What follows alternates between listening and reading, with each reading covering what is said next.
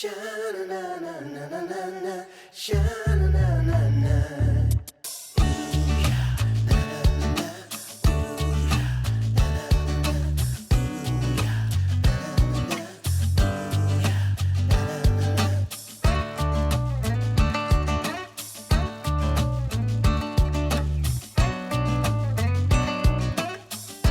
In my very humble opinion of Utah's Big Five national parks, Capital Reef and Bryce Canyon hold the most unique ecosystems.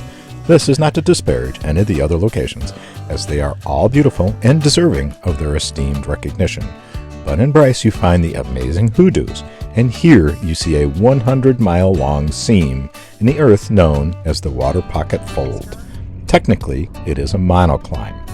This uprising was created some 50-plus million years ago during a period of great uprising in the region.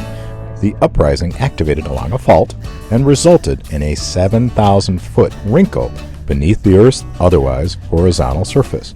Within more recent history, the uprising of the Colorado Plateau and the subsequent erosion of soil, this fold is exposed to the state that we see it in today. This is where Lucas saw the some sort of a ranger teaching him about those bugs, right? No? That was Zion? I don't remember where that part was, but I do remember what you're talking about. Where he knew more about the bone spiders than she did. This is where I thought it was. Pretty sure it was. I think that was bristlecomb, which was on the same trip. I think it was here. We'll never know, unless we have pictures. First stop is the Visitor Center, where Patty gets her passport book stamped, and I consume the informational displays within.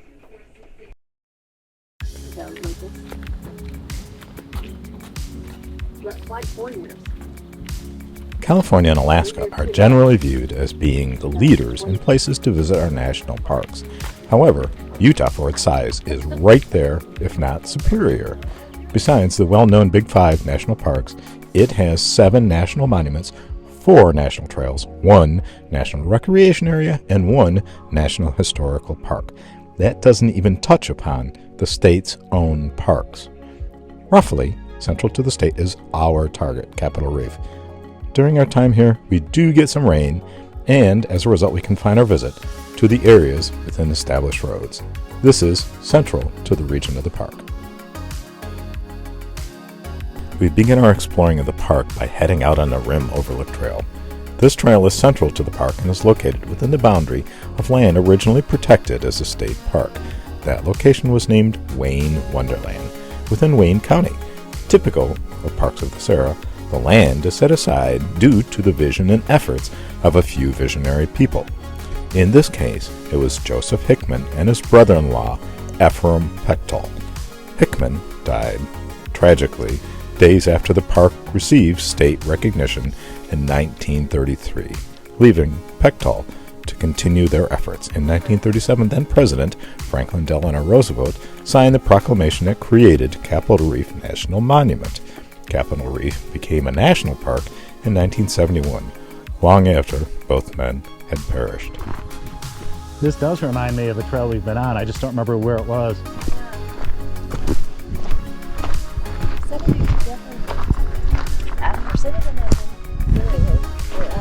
Because they're rounded like river rock.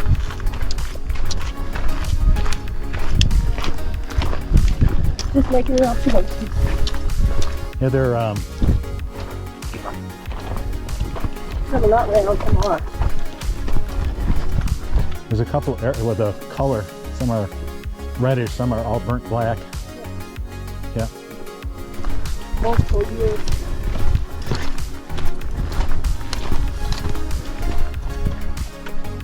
The black and dark reddish-brown boulders found scattered throughout this location, the lower area of the Fremont River Valley, are recent geologic arrivals to Capital Reef.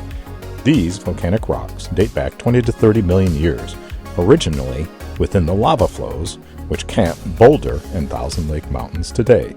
During the end of the last ice age, these high peaks supported small glaciers. Their movements carried with them the smaller, more rounded rocks seen here. The larger boulders, which still exhibit sheer edges, were carried along by landslides, debris flows, and possibly heavy stream outwash from glacier and snow melts to these lower elevations within the park.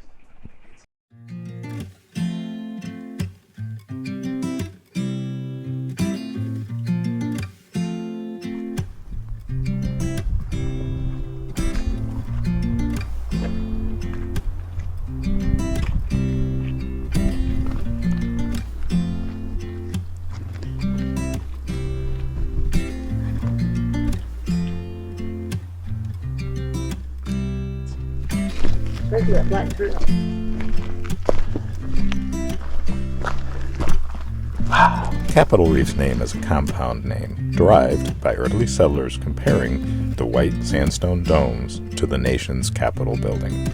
They also referred to the Waterpocket Fold as a reef, indicating that it represented a natural barrier. There's one. Oh, nice.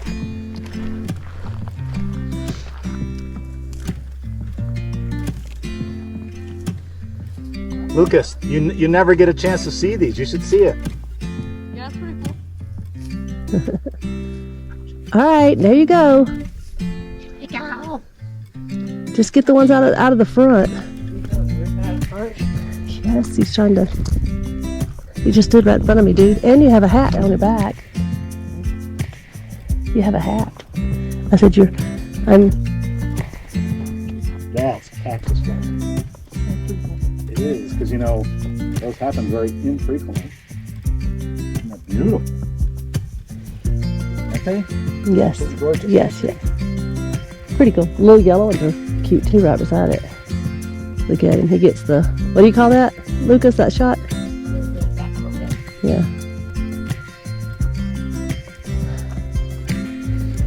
The other ones right next to it. Mm-hmm. Okay. It was protecting it from stagnant. Yes, it did. But that was worth it.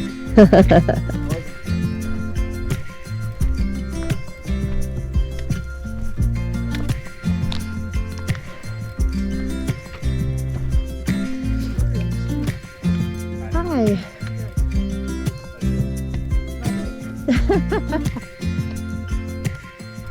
You're not a fan?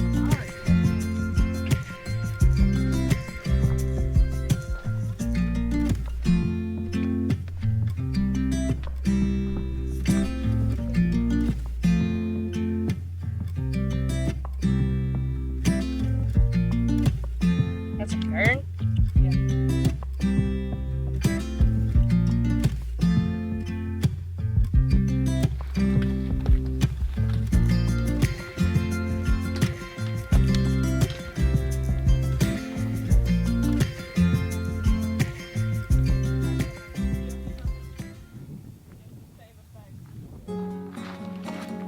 Yeah.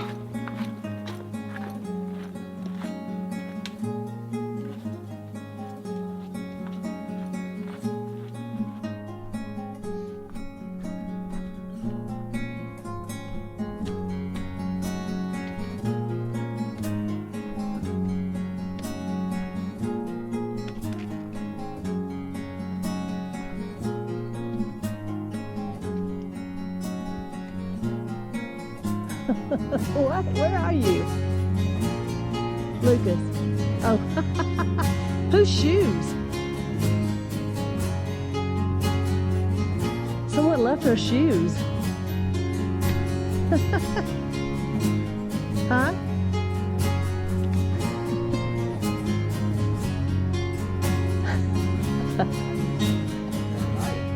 Yes, it is. Wow. Kind of Carin. Huh. With its own shoes. Maybe we should hang them on the tree. Start a trend.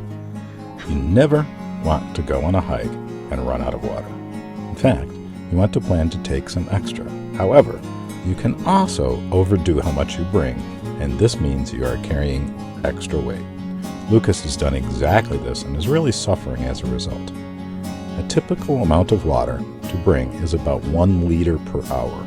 So, performing a bit of math, we can determine how much we should take. Completing the full hike is about a 4.2 mile out and back trek. We average about 2 miles per hour, so this hike should take about 2 hours. Simple multiplication determines we should bring about 2 liters, with 3 being a very safe amount to bring. Lucas has a 3-liter camel pack on his back, plus another 8 bottles of water he's carrying. Each of these bottles weighs about a pound. Adding to the 6.6 pounds of his camel pack, he's carrying over 15 pounds of weight on his back, which is clearly too much. You sure you want? As Lucas is running the risk of overheating, we turn back shortly after this scene.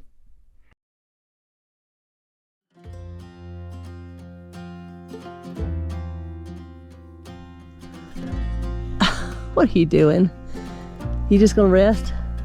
Facing both a coming storm and Lucas struggling, we end the hike right here. I dash ahead to the high point in the trail, snap a couple of shots of the views looking across the valley before returning to Patty and Lucas, who are both resting. We then hustle back to the truck, getting back just as a light rain begins to fall.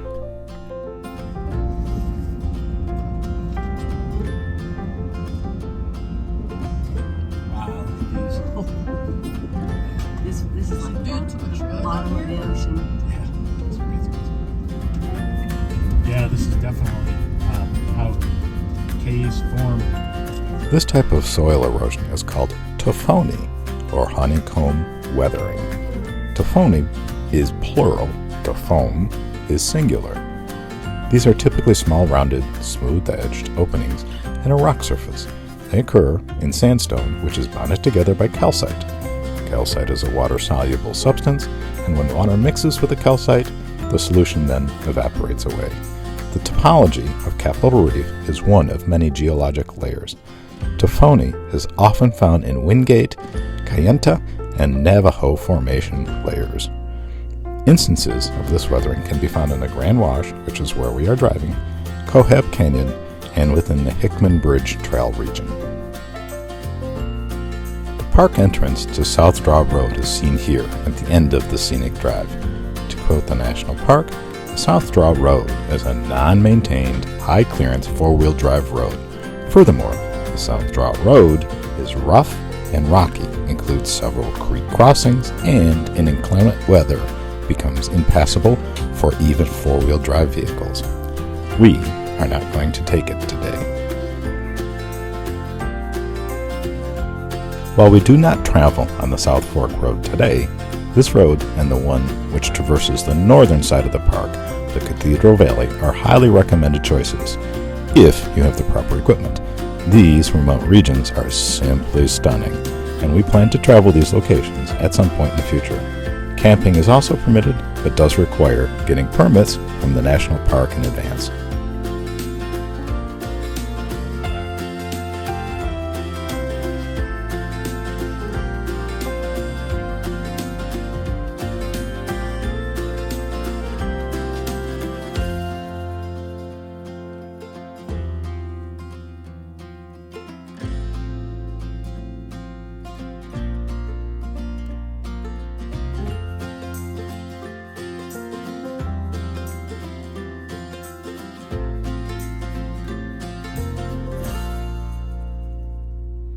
It's prettier from up here, doing it up. Fruita Valley was a settlement established by the Mormons in the late 1800s. The key to the location was the life-giving water provided by the Fremont River.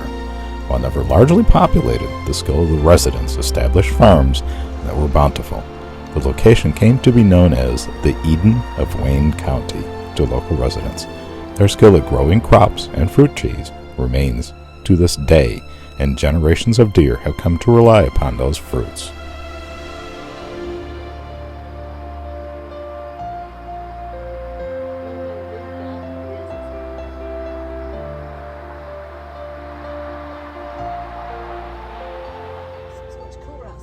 All right, let's go eat.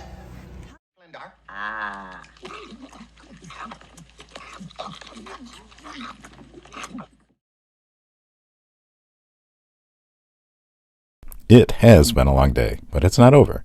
We are going to capture images of the sun setting across the waterfold. But first, we get a surprise. It is Mother's Day, and Patty has received flowers from the kids. How sweet, and she is very pleased. I'm also out of the doghouse because she knew something was up and I was keeping it a secret.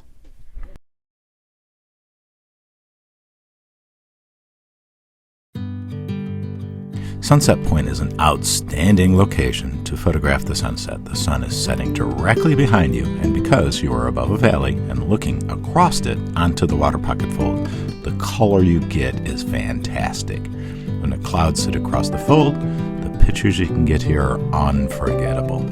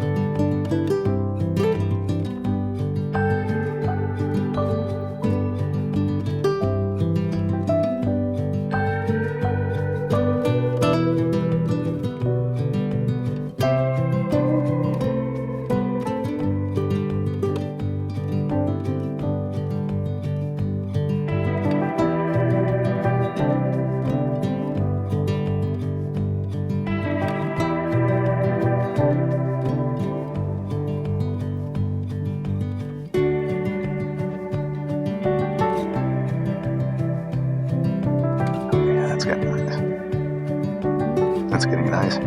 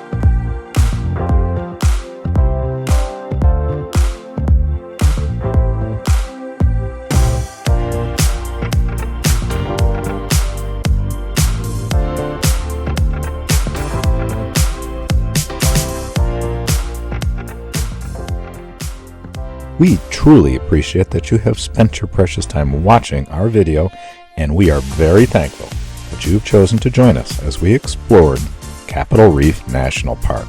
If you have any questions or comments about this video, please feel free to post them here. We will do our very best to quickly respond to your questions. If you liked the video, please hit like And we'd love it if you would also subscribe to our channel. Thank you and have a great day.